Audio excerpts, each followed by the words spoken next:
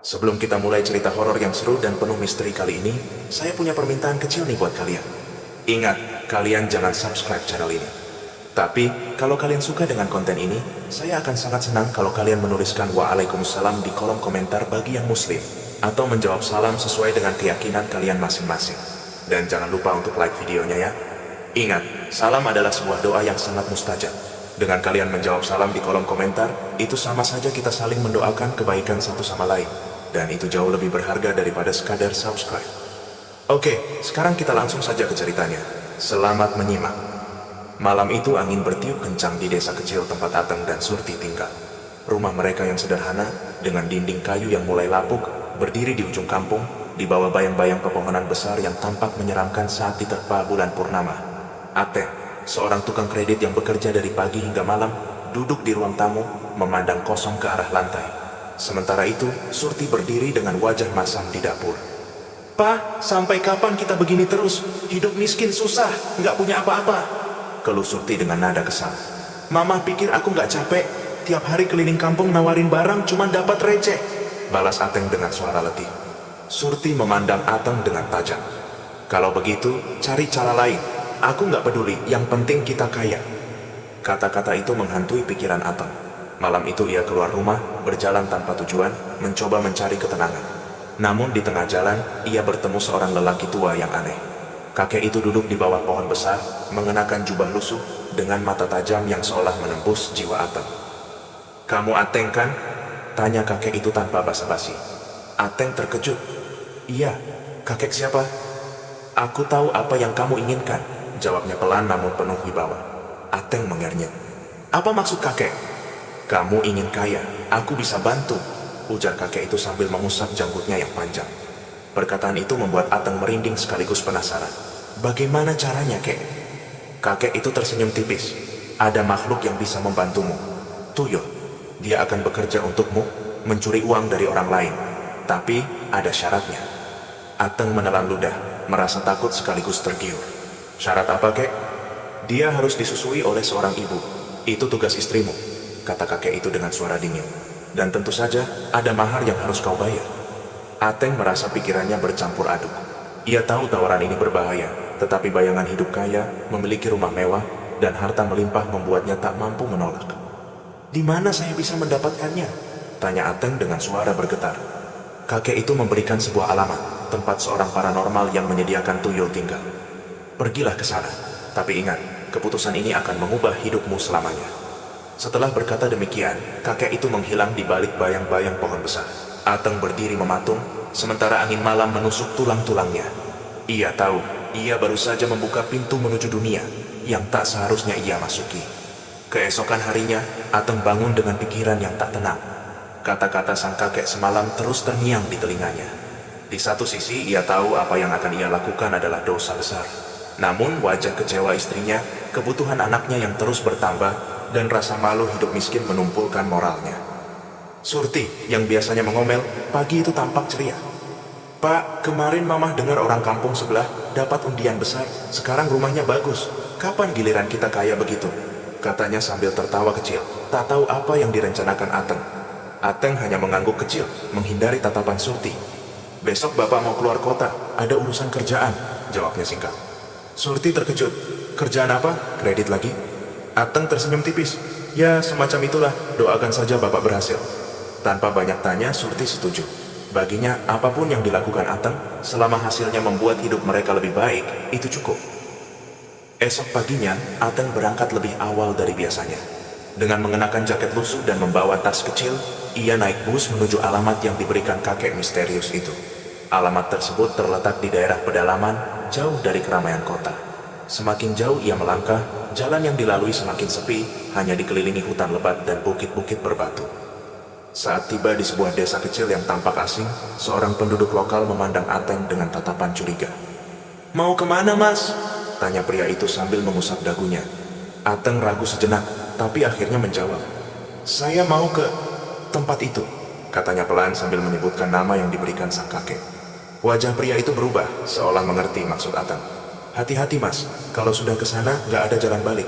Semua yang kamu lihat, dengar, dan lakukan akan mengikuti kamu seumur hidup."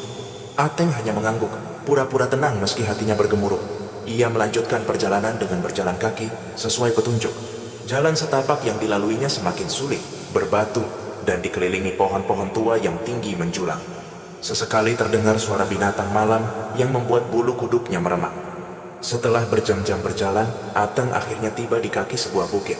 Di puncak bukit itu terlihat sebuah gubuk kecil dengan atap jerami yang hampir ambruk.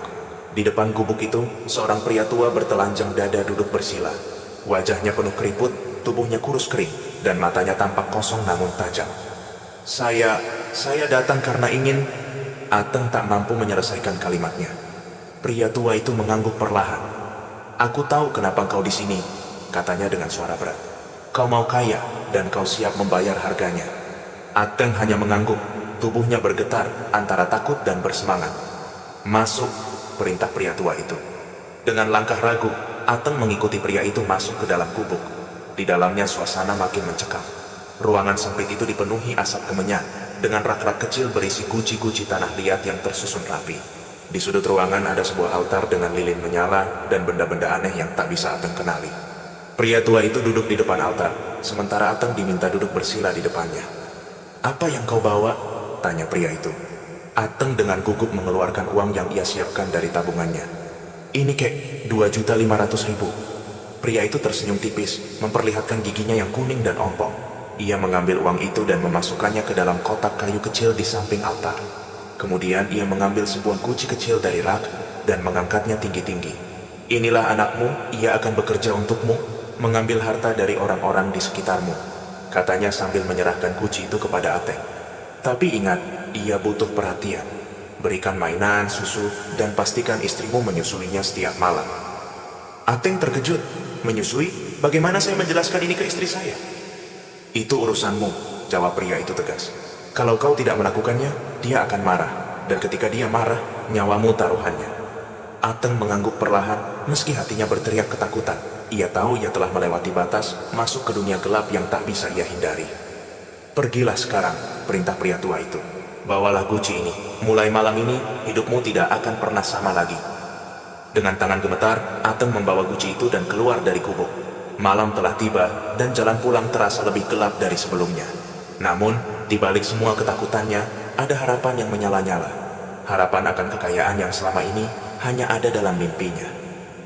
Ateng tiba di rumah menjelang malam, wajahnya tampak lelah, namun ada sedikit kegembiraan yang ia sembunyikan di balik raut wajahnya. Guci kecil yang ia bawa diselipkan di dalam tas, dan ia melangkah masuk ke rumah dengan hati-hati. Surti menyambutnya dengan antusias, menyangka Ateng membawa hasil kerja yang besar. Gimana Pak, dapat apa dari kerjaan di luar kota?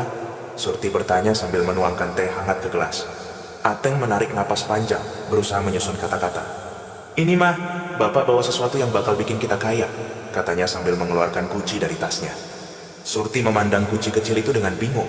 Apa itu Pak? Mainan? Perhiasan? Atau apa? Ateng mendekat, duduk di depan Surti, dan menjelaskan perlahan. Mah, ini tuyul. Dia bakal kerja buat kita, nyari uang dari tempat-tempat lain. Mata Surti melebar, kaget bukan main. Ya Allah Pak, Bapak beli tuyul? Apa-apaan ini? Itu makhluk setan Pak. Kita nggak boleh terlibat sama hal-hal begini. Ateng menghela napas panjang. Ia tahu Surti pasti kaget. Dengar dulu Mah, kalau kita nggak ngelakuin ini, hidup kita nggak akan pernah berubah. Lihat anak kita, dia malu terus sama teman-temannya. Mau sampai kapan kita begini? Ini cuma sementara, sampai kita punya cukup uang. Surti menatap guci itu dengan ngeri, tapi bayangan kehidupan miskin yang terus-menerus membuatnya bimbang. Apa Bapak yakin ini nggak akan bawa masalah? Ateng mengangguk mantap. Bapak udah pastikan semua. Tapi ada satu syarat yang harus kita lakukan. Apalagi syaratnya? Tanya Surti dengan curiga. Ateng menelan ludah gugup. Kita harus menyusui dia. Maksudnya, Mama yang harus menyusuinya. Surti terperangah. Apa? Nyusuin tuyul? Pak, itu keterlaluan. Nggak mungkin saya mau. Ateng meraih tangan Surti, memohon. Mah, ini demi keluarga kita. Kalau enggak, semua ini sia-sia. Bapak yakin, setelah ini hidup kita bakal berubah. Surti tak langsung menjawab. Ia hanya terdiam, bergulat dengan pikirannya sendiri. Satu sisi ia merasa jijik dan takut, namun di sisi lain, ia tak ingin lagi hidup miskin.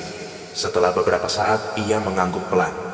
Baiklah Pak, tapi kalau ini gagal atau bawa masalah, kita berhenti. Ateng tersenyum lega. Iya Mah, kita pasti sukses. Menjelang tengah malam, Ateng menyiapkan segala perlengkapan ritual seperti yang diajarkan oleh pria tua di gubuk. Di ruang belakang yang telah ia kosongkan untuk tempat ritual, ia menyalakan kemenyan dan menaruh sesaji berupa mainan kecil, susu, dan beberapa permen di dekat guci. Asap kemenyan memenuhi ruangan, menciptakan suasana yang mencekam. Surti duduk di sudut ruangan dengan wajah tegang, mengenakan selendang untuk menutupi tubuhnya. Ia terus memandangi guci itu dengan tatapan takut. "Apa ini beneran bakal berhasil, Pak?" bisiknya. "Kita lihat saja," jawab Ateng sambil menyalakan lilin. Ia mulai membaca mantra yang diajarkan oleh pria tua itu. Suaranya lirih namun penuh tekanan. Perlahan, dari dalam guci, keluar asap putih yang semakin lama semakin tebal. Surti menutup mulutnya, menahan teriakan. Dari asap itu, muncul sosok kecil, seorang anak yang bentuk tubuhnya tidak sempurna. Tubuhnya kecil, kulitnya pucat dengan mata besar yang kosong, dan rambut yang tipis. Itu tuyul. Makhluk kecil itu duduk bersila di depan sesaji, menatap Ateng dan Surti. Suaranya terdengar pelan namun dingin. "Apa perintah Tuan?" Surti ingin pingsan, namun Ateng mencoba tetap tenang. "Ambilkan uang dari rumah-rumah di kampung seberang," perintahnya. Tuyul itu mengangguk pelan, lalu menatap Surti dengan mata yang tajam. Ia berjalan mendekat, menggapai tangan Surti seperti anak kecil yang meminta gendongan. "Aku haus," katanya dengan suara yang menyerupai bisikan. Surti menoleh ke Ateng, seolah meminta pertolongan. Namun, Ateng hanya mengangguk, memberi isyarat agar Surti melakukannya. Dengan ragu dan gemetar, Surti menggendong tuyul itu, membawanya ke sudut ruangan. Ia mencoba menyusui makhluk itu sambil menahan rasa jijik yang luar biasa. Makhluk itu tersenyum puas, sementara Surti hampir menangis. Setelah beberapa saat, tuyul itu selesai dan kembali duduk di depan Ateng.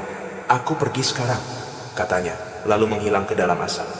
Ateng dan Surti hanya bisa saling pandang, tak mampu berkata apa-apa. Malam itu, mereka tak bisa tidur, menunggu dengan cemas hasil kerja sang tuyul. Saat fajar menyingsing, pintu kamar ritual terbuka dengan sendirinya. Dari balik pintu, tuyul itu muncul, membawa setumpuk uang pecahan 100.000. "Ini hasilnya," katanya sambil menaruh uang itu di depan Ateng. Surti menahan napas, sementara Ateng hampir tak percaya dengan apa yang dilihatnya. Uang itu jauh lebih banyak dari hasil kerja kreditnya selama setahun. Mereka berhasil. Namun, di balik semua itu, rasa takut mulai menyelimuti hati mereka. Ateng dan Surti tahu, ini baru awal dari sesuatu yang besar, dan mungkin mengerikan. Keesokan paginya, suasana rumah Ateng dan Surti terasa aneh. Tumpukan uang hasil kerja tuyul malam sebelumnya masih tergeletak di meja, membuat Surti terus memandanginya dengan campuran rasa kagum dan takut. Sementara itu, Ateng sibuk menyusun rencana untuk menghindari kecurigaan warga. "Mah, uang ini jangan dipakai dulu. Kita simpan dulu di tempat yang aman," ujar Ateng sambil menggulung uang dan memasukkannya ke dalam laci lemari. "Tapi, Pak, kalau orang kampung tahu ada yang kehilangan uang, mereka pasti curiga. Apalagi kalau kita tiba-tiba kelihatan kaya," kata Surti dengan nada khawatir. Ateng mengangguk, ia tahu Surti benar. "Makanya kita pelan-pelan aja, jangan langsung beli barang mewah atau apapun yang bikin orang curiga." Di sisi lain, kampung tempat Ateng tinggal mulai gempar. Beberapa warga melaporkan kehilangan uang dalam jumlah kecil, selembar atau 2 lembar dari tumpukan uang mereka. Awalnya mereka berpikir itu kesalahan sendiri, namun setelah lebih banyak orang melapor hal serupa, desas-desus mulai menyebar. "Ini pasti ada tuyul," teriak Pak Darman, salah satu warga saat berkumpul di warung kopi. "Semalam uang saya hilang 100.000 rupiah, padahal baru saya simpan di laci," tambah seorang ibu rumah tangga. "Kita harus lebih waspada, jangan-jangan ada yang pelihara tuyul di kampung kita," gumam Pak RT, yang ikut gelisah mendengar keluhan warga. Kabar ini cepat menyebar, dan setiap orang mulai curiga satu sama lain. Namun tak ada yang menduga bahwa pelakunya adalah Ateng, tukang kredit sederhana yang dikenal jujur dan rajin. Malam berikutnya, Ateng kembali melakukan ritual seperti malam sebelumnya. Surti, meski masih merasa jijik dan takut, kembali menyusui tuyul setelah makhluk kecil itu pulang membawa uang lebih banyak. Dalam waktu seminggu, rumah mereka mulai berubah. Lemari kayu tua diganti dengan yang baru, dinding rumah yang lapuk diperbaiki, dan Ateng mulai membeli perabotan mewah sedikit demi sedikit. Namun, perubahan ini tak sepenuhnya membawa kebahagiaan. Surti mulai merasa terganggu dengan kehadiran tuyul di rumah mereka. Setiap malam, ia harus berhadapan dengan makhluk kecil itu, yang kadang menatapnya dengan mata tajam penuh rasa lapar. Tak jarang Surti mendengar suara anak kecil tertawa di tengah malam, atau suara langkah kaki kecil berlari di dalam rumah. "Pak, saya nggak tahan begini terus," kata Surti suatu malam setelah ritual selesai. Tuyul itu menyeramkan, Kadang saya merasa dia mengawasi saya meskipun kita nggak lagi ritual. Ateng hanya menghela napas. Sabar, Mahalesi. Ini semua demi kita. Lagi pula, selama kita memenuhi syaratnya, dia nggak akan macam-macam. Namun, ketenangan Ateng mulai terganggu ketika suatu malam tuyul itu kembali dengan jumlah uang yang lebih sedikit dari biasanya. Kenapa uangnya cuma segini? Tanya Ateng dengan nada kecewa. Tuyul itu menatap Ateng dengan tatapan tajam. Orang-orang mulai waspada. Banyak yang memasang jimat anti tuyul. Kalau begini terus, aku tidak bisa bekerja. Mendengar itu, Ateng mulai panik. Ia takut sumber kekayaannya tiba-tiba terhenti.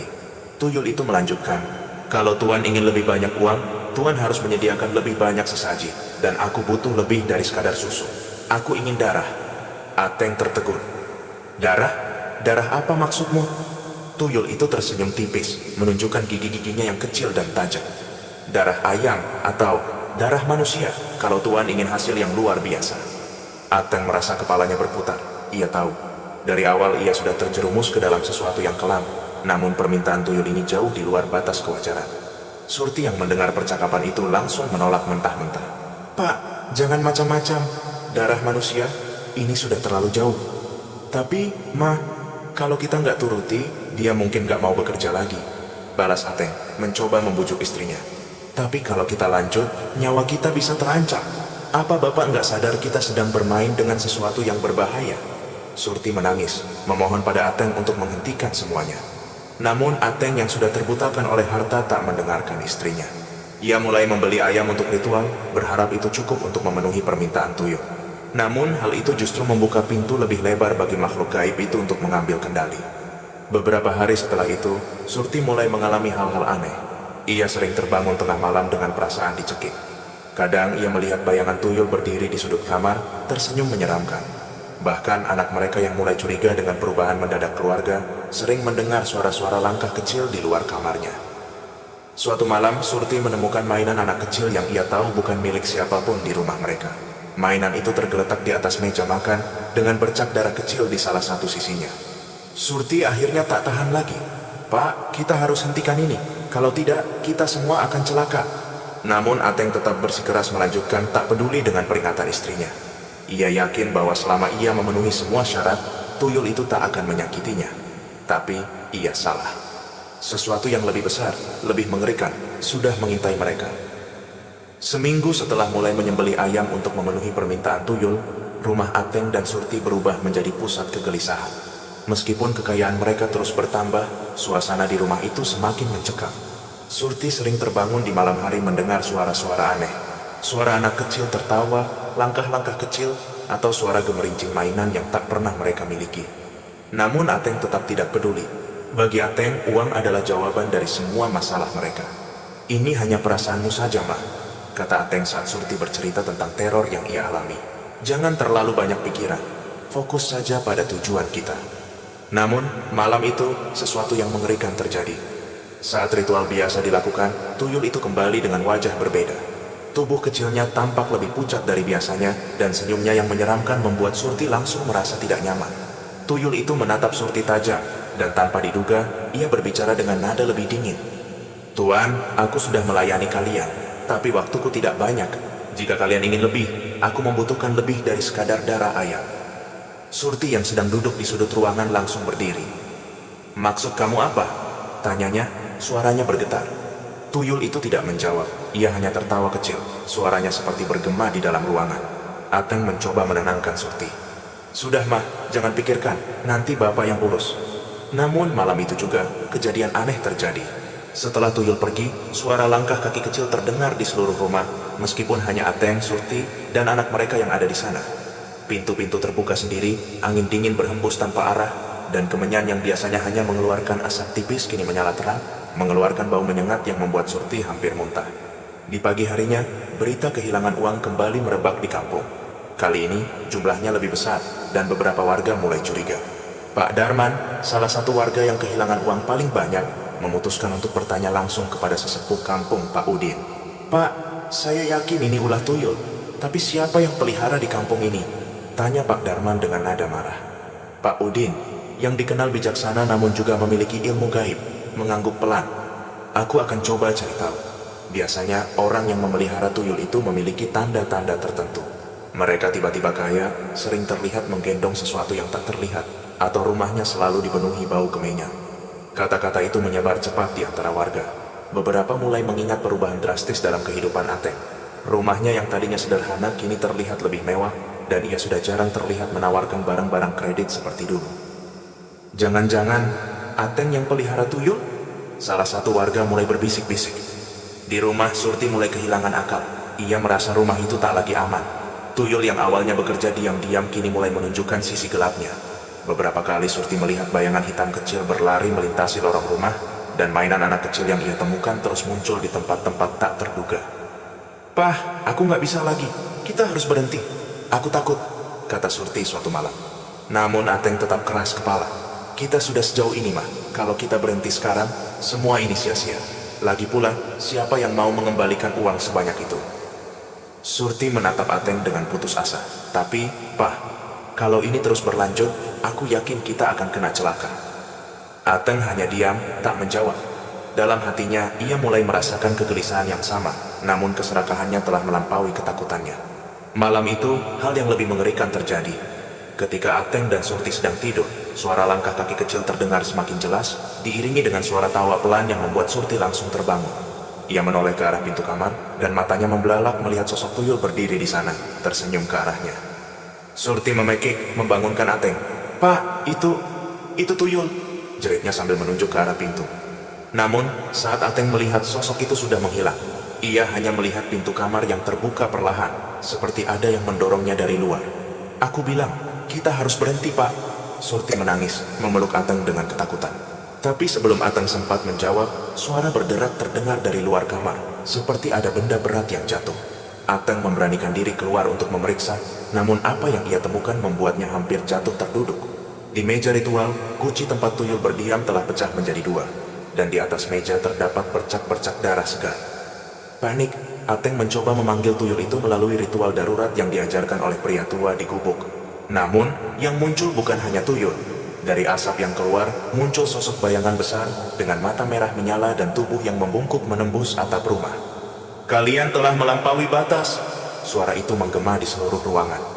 "Tuyul hanyalah permulaan, sekarang aku akan menuntut lebih." Surti berteriak histeris, sementara Ateng jatuh terduduk. Mereka menyadari bahwa apa yang mereka lakukan telah membuka pintu bagi sesuatu yang jauh lebih mengerikan dari yang pernah mereka bayangkan. Malam itu menjadi malam paling mencekam dalam hidup Ateng dan Surti. Sosok besar yang muncul dari asap guci yang pecah tampak seperti raksasa dari dunia lain. Matanya menyala merah, tubuhnya berbalut kabut hitam pekat, dan suaranya menggema seperti gemuruh yang berasal dari dalam bumi. "Kalian telah memanfaatkan kekuatanku tanpa batas. Sekarang kalian harus membayar harga yang seharusnya." Suara itu bergema, membuat ruangan terasa bergetar. Surti berteriak sambil memeluk Ateng erat-erat. "Pak, aku nggak kuat lagi. Kita hentikan ini sekarang juga." Ateng hanya bisa menatap sosok itu dengan ketakutan. Apa yang kau inginkan dariku?" tanyanya, suaranya hampir tak terdengar. Sosok itu mendekat, tubuhnya yang besar membuat ruangan terasa semakin kecil. "Aku ingin pengorbanan yang lebih besar. Jika kalian ingin terus menikmati kekayaan ini, kalian harus memberikan darah manusia. Jika tidak, aku akan mengambil apa yang seharusnya menjadi milikku." "Darah manusia?" Surti terbelalak. "Kamu gila. Kami nggak akan pernah melakukannya." Makhluk itu hanya tertawa dingin. "Kalian sudah memulai ini. Kalian tak bisa mundur lagi. Ingatlah, aku selalu mengawasi." Setelah berkata demikian, sosok itu menghilang, meninggalkan bau busuk yang menyengat dan udara dingin menusuk. Ateng dan Surti hanya bisa duduk terdiam di lantai, tubuh mereka gemetar, pikiran mereka kacau balau. Pagi harinya, suasana kampung semakin gaduh. Warga yang kehilangan uang semakin banyak, dan desas-desus tentang adanya tuyul semakin kuat. Pak Darman dan beberapa warga lain mengumpulkan orang-orang di balai desa untuk membahas masalah ini. "Ini sudah nggak bisa dibiarkan. Kita harus cari tahu siapa yang pelihara tuyul ini," seru Pak Darman, suaranya penuh emosi. Pak Udin, sesepuh kampung, berdiri dan berbicara dengan tenang. "Aku akan membantu. Malam ini, aku akan melakukan ritual untuk mengetahui siapa pelakunya." Berita ini membuat Ateng semakin gelisah. Ia tahu, jika Pak Udin benar-benar memiliki ilmu gaib, rahasianya akan terbongkar. Ia mencoba menenangkan dirinya, tapi Surti semakin panik. "Pak, kita harus pergi dari sini sebelum mereka tahu," kata Surti dengan suara gemetar. Tidak mah, kalau kita pergi sekarang, mereka pasti curiga. Kita harus tetap tenang, balas Ateng, meski ia sendiri tak yakin dengan keputusannya. Malam itu, tuyul yang mereka pelihara kembali muncul, tapi tidak seperti biasanya. Wajahnya tampak lebih menyeramkan, dengan mata yang membara seperti bara api. Tuyul itu tidak membawa uang seperti biasanya, melainkan duduk di sudut ruangan, memandang Ateng dan Surti tanpa berkedip. Ada apa? Kenapa kamu nggak bekerja? Tanya Ateng dengan nada gusar. Tuyul itu hanya tertawa kecil. Aku tak bisa bekerja kalau mereka terus melindungi diri. Banyak warga memasang jimat dan doa di rumah mereka. Tuan harus menuruti perintah penguasa kami. Kalau tidak, aku tak akan bisa membantu lagi. Ateng merasa dadanya sesak. Ia tahu apa yang dimaksud tuyul itu, darah manusia. Namun, ia tak sanggup melakukannya. Tidak, aku nggak akan membunuh siapapun, jawab Ateng dengan tegas. Tuyul itu berdiri, mendekati Ateng dengan langkah pelan. Kalau begitu, bersiaplah kehilangan semuanya. Harta, keluarga, bahkan nyawa kalian. Di sisi lain, Pak Udin mulai melakukan ritual untuk mengungkap siapa pelaku di balik pesugihan tuyul. Ia duduk di depan sesaji di halaman rumahnya, dikelilingi beberapa warga yang penasaran. Dengan membaca doa dan membakar kemenyan, ia memanggil energi gaib untuk membantunya. Angin tiba-tiba bertiup kencang dan asap kemenyan membentuk pola aneh di udara. Pak Udin membuka matanya perlahan, lalu berkata, "Aku tahu siapa pelakunya. Dia ada di antara kita." Warga saling memandang dengan penuh tanda tanya.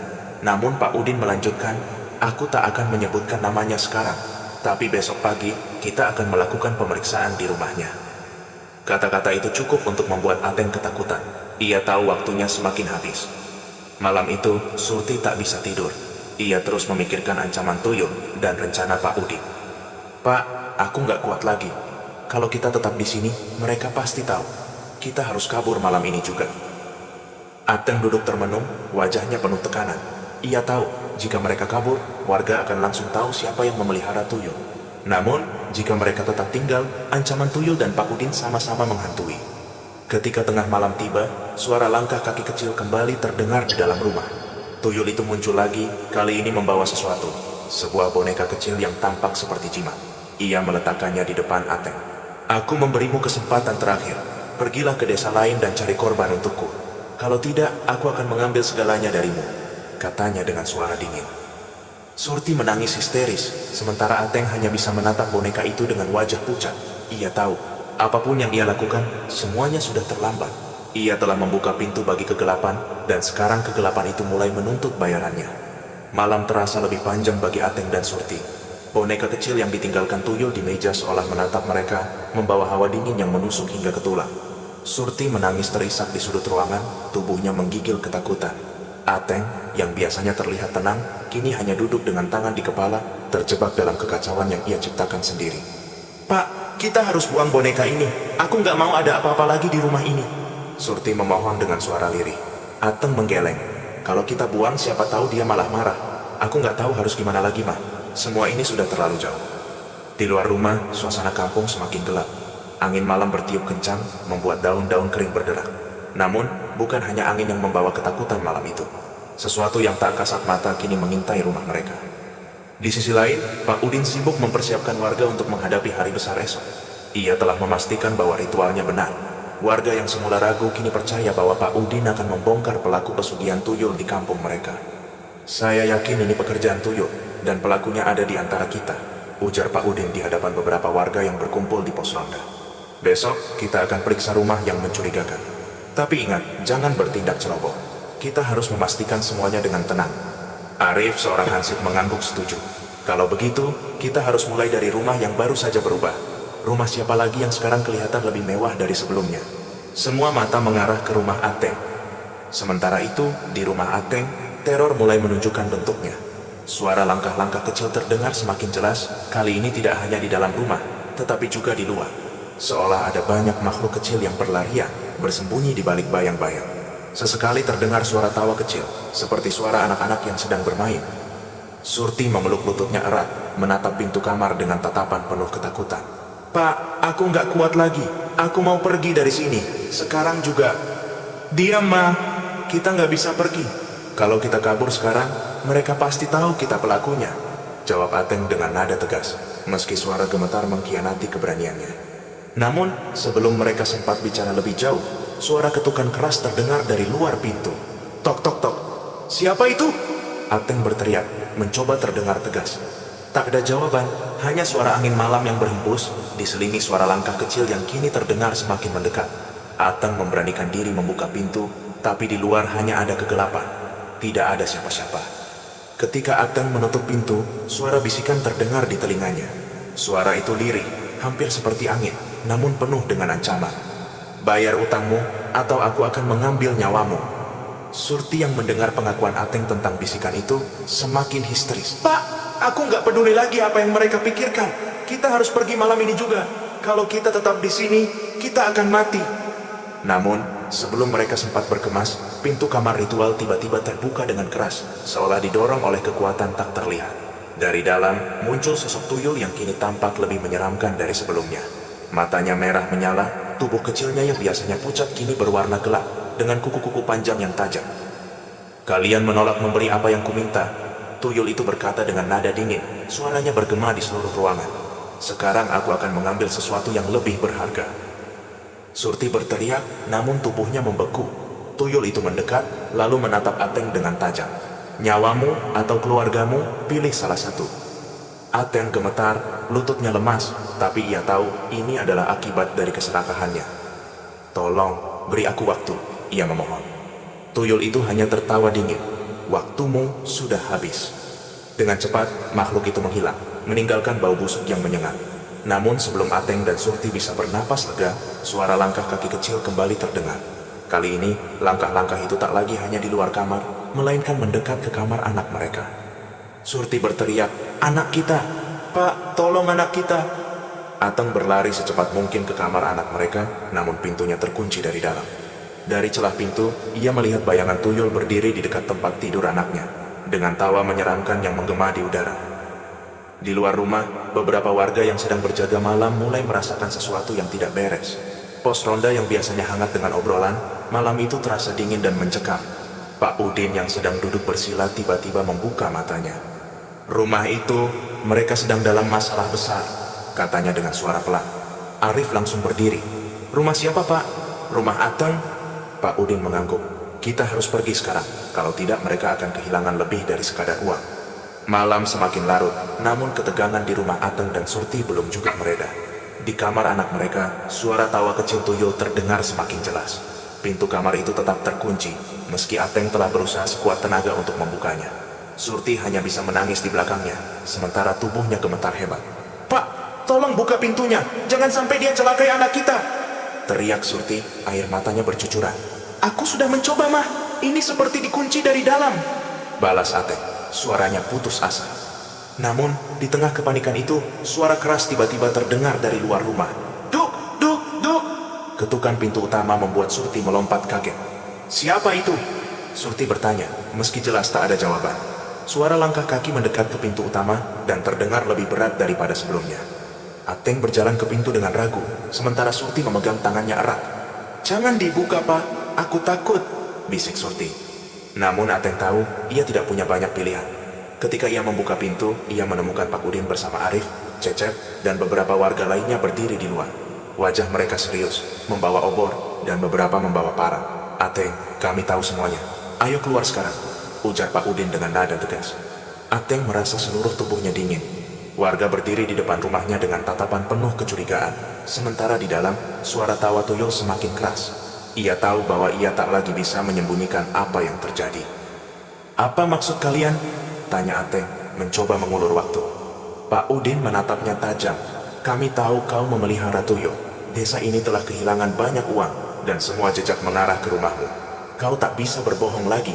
Surti yang mendengar itu langsung menangis histeris. Pak, kita harus hentikan ini. Mereka tahu segalanya. Warga yang mendengar tangisan Surti semakin yakin bahwa Ateng adalah pelaku di balik kejadian-kejadian aneh di desa mereka. Bawa mereka ke pos ronda. Kita selesaikan di sana, seru salah satu warga. Namun, sebelum mereka sempat bergerak, pintu kamar anak Ateng tiba-tiba terbuka dengan keras. Angin dingin keluar dari dalam kamar, membawa aroma busuk yang menusuk hidup. Dari dalam, tuyul muncul, dengan senyum lebar dan mata merah menyala, menatap semua orang yang ada di rumah itu. Warga mundur beberapa langkah, sementara beberapa lainnya mulai membaca doa. Tuyul itu berjalan perlahan, tubuh kecilnya seperti melayang di udara. "Kalian mengganggu pekerjaanku," katanya dengan suara dingin. Pak Udin segera maju ke depan, berdiri di hadapan tuyul itu. Ia mengambil segenggam garam yang telah disiapkannya sebelumnya, lalu melemparkannya ke arah makhluk tersebut sambil membaca doa. Tuyul itu menjerit, tubuhnya berguncang hebat, namun ia tidak mundur. Sebaliknya ia melompat ke arah Pak Udin dengan kecepatan yang tak terduga. Beruntung Pak Udin sigap mengambil jimat dari sakunya dan melemparkannya ke tanah. "Aku tahu kau tidak bekerja sendirian," kata Pak Udin dengan suara lantang. "Panggil penguasa yang mengirimmu." Tiba-tiba, ruangan itu bergetar hebat. Dari sudut ruangan, asap hitam keluar dan membentuk sosok besar yang sebelumnya muncul di malam ritual Ateng. Sosok itu tampak lebih menyeramkan dari sebelumnya, dengan tubuh yang hampir memenuhi ruangan dan mata merah yang bersinar. "Kalian berani mengganggu urusanku?" Suara makhluk besar itu menggema, membuat warga yang ada di luar rumah berteriak ketakutan. Pak Udin tetap tenang, berdiri dengan tangan terkepal.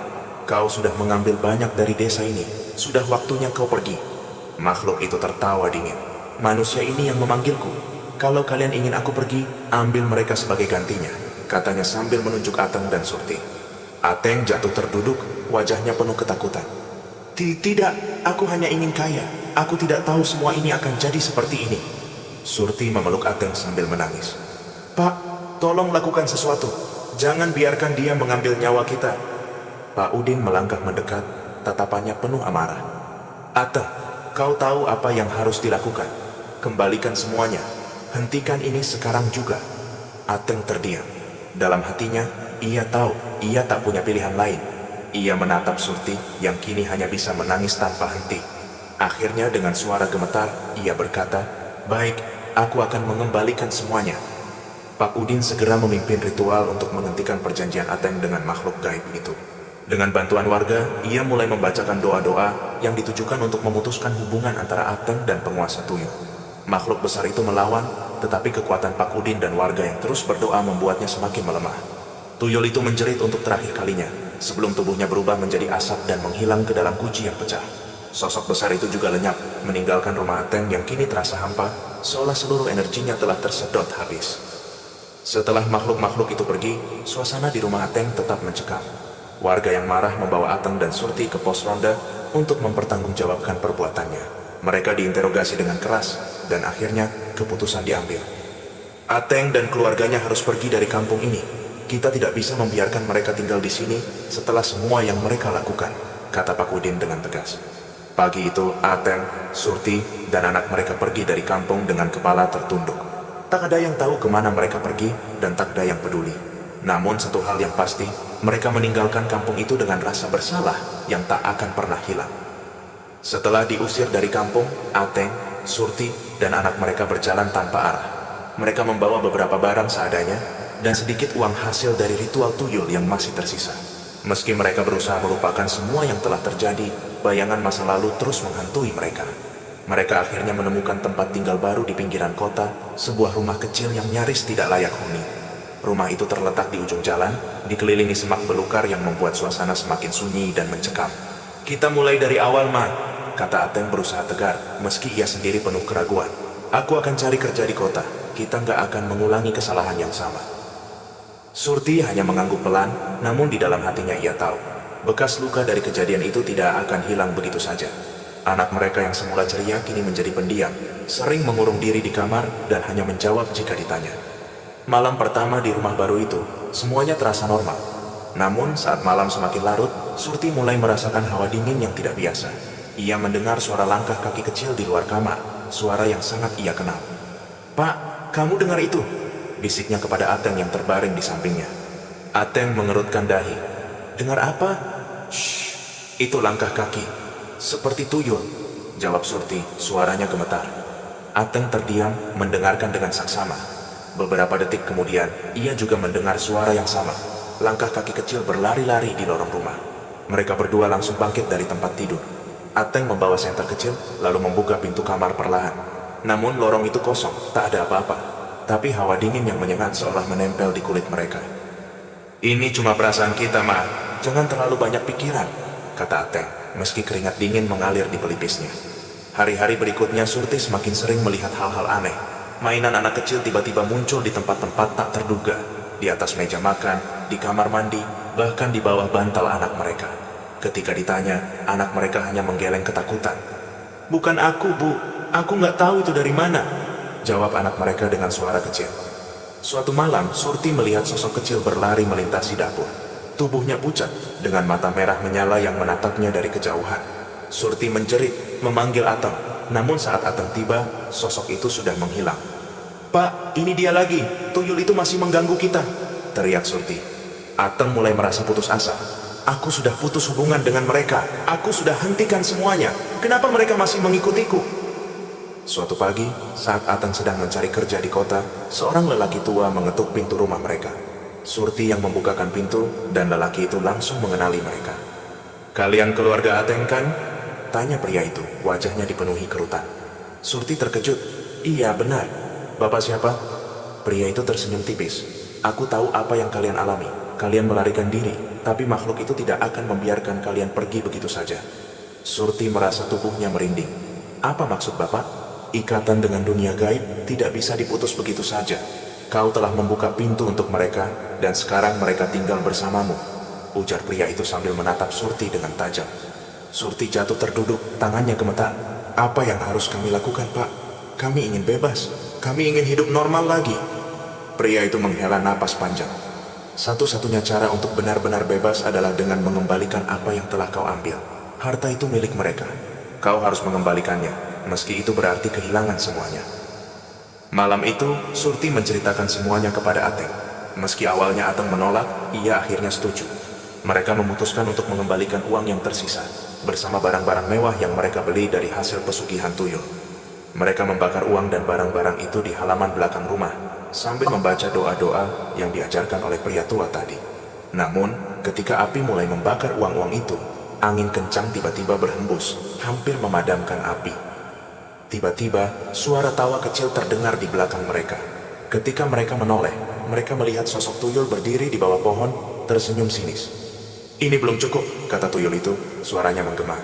Ateng yang marah segera berdiri dan berteriak, "Kami sudah mengembalikan semuanya, pergi dan tinggalkan kami." Namun tuyul itu hanya tertawa lebih keras. "Ikatan ini bukan tentang uang, ini tentang nyawa. Seseorang harus membayar harga yang lebih besar." Surti langsung memeluk anak mereka yang berdiri ketakutan di belakangnya. "Tidak, jangan ambil anak kami," jeritnya. Tuyul itu menatap mereka dengan tatapan dingin. "Keputusan ada di tangan kalian, satu nyawa, dan kalian akan bebas. Tapi jika kalian menolak, kutukan ini akan terus mengikuti kalian, kemanapun kalian pergi." Ateng terdiam, wajahnya penuh dengan rasa bersalah. Ia menyadari bahwa keserakahannya telah membawa keluarganya ke jurang ini. Ia hanya bisa menatap tuyul itu, mencoba mencari jalan keluar dari kekacauan yang ia ciptakan. Namun dalam hati, ia tahu bahwa tak ada jalan keluar yang mudah. Malam itu adalah malam yang tidak akan pernah dilupakan oleh Ateng dan Surti. Tuyul berdiri di bawah pohon tua di halaman rumah mereka, menuntut satu nyawa sebagai bayaran atas perjanjian yang telah dilanggar. Suasana malam terasa semakin mencekam, dengan angin dingin yang terus berhembus, seolah mengiringi keputusan besar yang harus mereka ambil. "Kalian tidak bisa lari," ujar tuyul itu dengan suara dingin. "Satu nyawa harus dibayar. Jika tidak, kutukan ini akan membunuh kalian perlahan." Surti memeluk anak mereka erat-erat, air matanya mengalir deras. "Pak, kita nggak bisa menyerahkan anak kita. Aku lebih baik mati daripada kehilangan dia." Ateng berdiri terpaku, wajahnya dipenuhi rasa bersalah. Ia tahu semua ini adalah akibat dari keserakahannya. Ia yang memutuskan untuk memulai pesugihan ini, dan sekarang keluarganya harus membayar harganya. Ateng mendekati Surti dan berbisik dengan suara gemetar, "Mah, aku yang memulai ini. Aku juga yang harus mengakhirinya." Surti langsung menggeleng, wajahnya penuh dengan ketakutan. "Tidak, Pak, jangan bicara begitu. Kita harus cari cara lain. Kita bisa minta bantuan orang pintar lagi." Tuyul itu hanya tertawa kecil mendengar percakapan mereka. "Tidak ada orang pintar yang bisa menyelamatkan kalian. Pilihan ada di tangan kalian sekarang. Nyawa satu orang atau semua nyawa kalian." Ateng menunduk, lalu menggenggam tangan Surti dengan erat. "Mah, aku sudah memikirkan ini. Aku nggak bisa biarkan kamu dan anak kita terus menderita. Aku yang akan menggantikan kalian." Surti menangis lebih keras. "Pak, tolong jangan. Aku nggak sanggup kehilangan kamu." Namun Ateng tetap tegas. "Mah, kamu harus kuat. Aku sudah terlalu banyak menyakiti kalian. Ini cara terakhirku untuk menebus semuanya." Ateng berdiri dan menatap tuyul itu dengan mata penuh tekad. Ambil nyawaku, tapi setelah ini bebaskan keluargaku. Jangan pernah ganggu mereka lagi. Tuyul tersenyum sinis. Kau cukup berani, Tuan. Baiklah, aku terima nyawamu sebagai gantinya. Sebelum Surti bisa menghentikannya, angin kencang berputar di sekitar Ateng. Tubuhnya tiba-tiba terangkat beberapa sentimeter dari tanah. Wajahnya memucat dan matanya perlahan tertutup. Tuyul itu mengangkat tangannya, seolah menarik sesuatu dari dalam tubuh Ateng. Pak, tidak! Surti berteriak, mencoba mendekati suaminya, namun angin kencang membuatnya terdorong mundur. Dalam hitungan detik, tubuh Ateng jatuh ke tanah dengan suara keras. Ia tidak bergerak lagi. Tuyul itu berdiri di sampingnya, menatap Surti dengan tatapan dingin. Nyawanya telah membayar utangnya. Sekarang aku pergi, ujar tuyul itu sebelum menghilang menjadi asap hitam yang lenyap di udara. Surti berlari mendekati tubuh Ateng, mengguncangnya dengan penuh harap. Pak, bangun! Jangan tinggalkan aku! Bangun, Pak! Tangisnya pecah, namun Ateng tidak pernah membuka matanya lagi. Setelah kejadian itu, Surti membawa anaknya meninggalkan rumah kecil yang menjadi saksi bisu pengorbanan Ateng. Mereka pindah ke desa lain yang jauh dari tempat asal mereka. Surti bekerja serabutan untuk menghidupi anaknya, berusaha melupakan masa lalu yang kelam. Namun, meskipun tuyul itu sudah pergi, bekas luka yang ditinggalkan tidak pernah benar-benar sembuh. Setiap malam, Surti masih terbangun dengan bayangan wajah Ateng yang memohon maaf. Anak mereka tumbuh menjadi pendiam, selalu bertanya kapan ayahnya akan pulang. Bu, apa ayah pergi karena aku? Tanya anaknya suatu malam, dengan mata penuh harapan. Surti hanya bisa memeluk anaknya erat, berusaha menahan tangis. Tidak, Nak, ayah pergi untuk menyelamatkan kita. Kisah Ateng dan Surti menjadi pengingat bagi siapa saja yang mendengarnya. Keserakahan membawa mereka ke dalam jeratan kegelapan yang tidak bisa mereka lepaskan. Pesugihan mungkin menjanjikan kekayaan instan, tetapi harga yang harus dibayar selalu jauh lebih mahal daripada yang bisa dibayangkan. Dan di suatu tempat, di bawah bayang-bayang pohon tua yang diam tak bersuara, mungkin masih ada makhluk-makhluk seperti tuyul menunggu manusia lain yang cukup serakah untuk memanggil mereka lagi.